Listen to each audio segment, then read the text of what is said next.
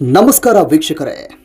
ಕರ್ನಾಟಕ ಕಾಂಗ್ರೆಸ್ನಲ್ಲಿ ಮುಖ್ಯಮಂತ್ರಿ ಕುರ್ಚಿಯ ಸುತ್ತ ನಡೆದಂಥ ರಾಜಕೀಯ ಹೈಡ್ರಾಮಾ ಈಗ ಮತ್ತೆ ಚರ್ಚೆಗೆ ಬಂದಿದೆ. ಡಿಕೆ ಶಿವಕುಮಾರ್ ಮುಖ್ಯಮಂತ್ರಿ ಆಗುವುದನ್ನು ತಡೆಯಲು ಸಿದ್ದರಾಮಯ್ಯ ಕೊನೆ ಕ್ಷಣದವರೆಗೂ ಪ್ರಯತ್ನ ನಡೆಸಿದ್ರ ಹೈಕಮಾಂಡ್ ಮುಂದೆ ಸಿದ್ದರಾಮಯ್ಯ ಬಣದಿಂದ ಹಲವು ಲೆಕ್ಕಾಚಾರಗಳನ್ನು ಇಡಲಾಗಿತ್ತ. ಅಂತಿಮವಾಗಿ ಡಿಕೆ ಶಿವಕುಮಾರ್ ಸಿಎಂ ಆಗುವ ದಾರಿ ಹೇಗೆ ಕ್ಲಿಯರ್ ಆಯಿತು? ಈ ಎಲ್ಲ ಪ್ರಶ್ನೆಗಳು ಇದೀಗ ಕಾಂಗ್ರೆಸ್ ವಲಯದಲ್ಲಿ ಭಾರೀ ಚರ್ಚೆಗೆ ಕಾರಣವಾಗಿವೆ.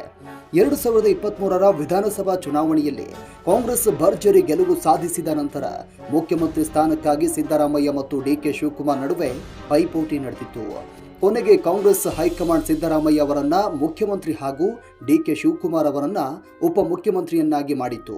ಆದರೆ ಸರ್ಕಾರ ರಚನೆಯಾದ ಕೆಲವೇ ದಿನಗಳಲ್ಲಿ ಅಧಿಕಾರ ಹಂಚಿಕೆ ಸೂತ್ರದ ಬಗ್ಗೆ ಚರ್ಚೆ ಶುರುವಾಯಿತು.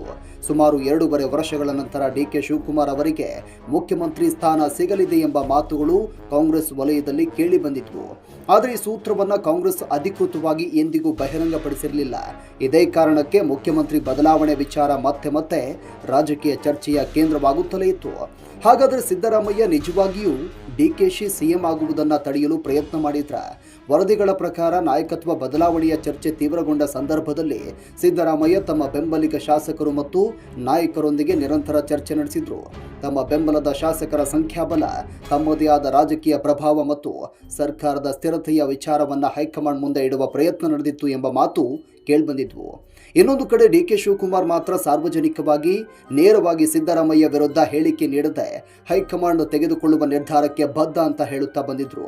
ಆದರೆ ಒಳಗೊಳಗೆ ಡಿಕೆ ಶಿವಕುಮಾರ್ ತಮ್ಮ ರಾಜಕೀಯ ಸಂಪರ್ಕವನ್ನ ಮತ್ತಷ್ಟು ಬಲಪಡಿಸಿಕೊಂಡಿದ್ರು ಎಂಬ ಮಾತು ಕೇಳಿಬಂದಿದ್ವು.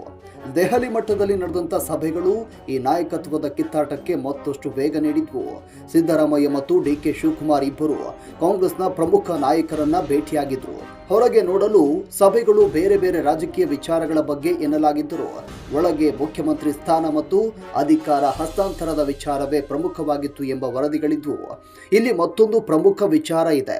ಸಿದ್ದರಾಮಯ್ಯ ಅವರು ತಮ್ಮ 5 ವರ್ಷದ ಅವಧಿಯನ್ನ ಪೂರ್ಣಗೊಳಿಸಬೇಕು ಎಂಬ ನಿಲುವಿನಲ್ಲಿದ್ದರು. ಅವರ ಬೆಂಬಲಿಗರು ಕೂಡ ಮುಖ್ಯಮಂತ್ರಿ ಬದಲಾವಣೆ ಮಾಡಿದ್ರೆ ಸರ್ಕಾರದಲ್ಲಿ ಅಸ್ಥಿರತೆ ಉಂಟಾಗಬಹುದು ಎಂಬ ವಾದ ಮುಂದಿಟ್ಟಿದ್ರು. ಆದರೆ ಡಿಕೆ ಶಿವಕುಮಾರ್ ಬಣದ ವಾದವೇ ಬೇರೆ. 2023ರಲ್ಲಿ ಪಕ್ಷದ ಹಿತಕ್ಕಾಗಿ ಡಿಕೆ ಶಿವಕುಮಾರ್ ಮುಖ್ಯಮಂತ್ರಿ ಸ್ಥಾನವನ್ನು ತ್ಯಜಿಸಿದ್ರು. ಹೀಗಾಗಿ ಈಗ ಪಕ್ಷದ ಒಪ್ಪಂದದ ಪ್ರಕಾರ ತಮ್ಮ ಸರದಿ ಬಂದಿದೆ ಎಂಬ ನಂಬಿಕೆ ಅವರ ಬೆಂಬಲಿಗರಲ್ಲಿತ್ತು. ಈ ಪವರ್ ಶೇರ್ ವಿಚಾರವೇ ಕಾಂಗ್ರೆಸ್ನ ಒಳಗಿನ 2 ಬಣಗಳ ನಡುವಿನ ಪ್ರಮುಖ ಸಂಘರ್ಷಕ್ಕೆ ಕಾರಣವಾಗಿತ್ತು. ಕೊನೆಗೆ ಹೈಕಮಾಂಡ್ ಮಟ್ಟದಲ್ಲಿ ನಡೆದಂಥ ನಿರಂತರ ಚರ್ಚೆಗಳ ನಂತರ ನಾಯಕತ್ವ ಬದಲಾವಣೆಯ ದಾರಿ ಡಿಕೆ ಶಿವಕುಮಾರ್ ಪರವಾಗಿ ತಿರುಗಿತು ಎಂಬ ವರದಿಗಳು ಬಂದವು. ಇದನ್ನು ಕೆಲವು ವರದಿಗಳು ಡಿಕೆ ಶಿವಕುಮಾರ್ ಅವರ ದೀರ್ಘಕಾಲದ ರಾಜಕೀಯ ತಂತ್ರದ ಫಲ ಅಂತ ವಿಶ್ಲೇಷಣೆ ಮಾಡಿವೆ. ಡಿಕೆ ಶಿವಕುಮಾರ್ ನೇರವಾಗಿ ಸಿದ್ದರಾಮಯ್ಯ ವಿರುದ್ಧ ಯುದ್ಧ ಸಾರದೆ ಹೈಕಮಾಂಡ್ ಜೊತೆಗಿನ ತಮ್ಮ ಸಂಪರ್ಕವನ್ನು ಗಟ್ಟಿಗೊಳಿಸಿಕೊಂಡ್ರು ಎಂಬ ವಿಶ್ಲೇಷಣೆಯೂ ಇದೆ. ಆದರೆ ಇಲ್ಲಿ ಗಮನಿಸಬೇಕಾದಂಥ ಒಂದು ವಿಷಯ ಇದೆ. ಸಿದ್ದರಾಮಯ್ಯ ಕೊನೆ ಕ್ಷಣದವರೆಗೂ ಡಿಕೆಶಿಗೆ ಸಿಎಂ ಪಟ್ಟ ತಪ್ಪಿಸಲು ಸಂಚು ರೂಪಿಸಿದ್ರು ಅಂತ ಹೇಳಲು ಮುಂದಾಗಿದ್ರು ಅನ್ನೋ ಮಾತುಗಳು ಕೇಳಿಬರ್ತಾ ಇದೆ. ಆದರೂ ಕಾಂಗ್ರೆಸ್ ಒಳಗಿನ ಈ ಪವರ್ ಫೈಟ್ ಪಕ್ಷಕ್ಕೆ ದೊಡ್ಡ ಸವಾಲಾಗಿತ್ತು ಅನ್ನೋದು ಸ್ಪಷ್ಟ. ಇಬ್ಬರು ನಾಯಕರು ತಮ್ಮದೇ ಆದ ಬಲವಾದ ರಾಜಕೀಯ ನೆಲೆಯನ್ನ ಹೊಂದಿದ್ದಾರೆ. ಸಿದ್ದರಾಮಯ್ಯ ಅವರಿಗೆ ದೊಡ್ಡ ಮಟ್ಟದ ಜನ ಬೆಂಬಲ ಮತ್ತು ಪಕ್ಷದ ಒಳಗಿನ ಪ್ರಭಾವವಿದ್ದರೆ ಡಿಕೆ ಶಿವಕುಮಾರ್ ಸಂಘಟನೆ ಮತ್ತು ಹೈಕಮಾಂಡ್ ಜೊತೆಗಿನ ಸಂಪರ್ಕದಲ್ಲಿ ಬಲಿಷ್ಠರಾಗಿದ್ದಾರೆ.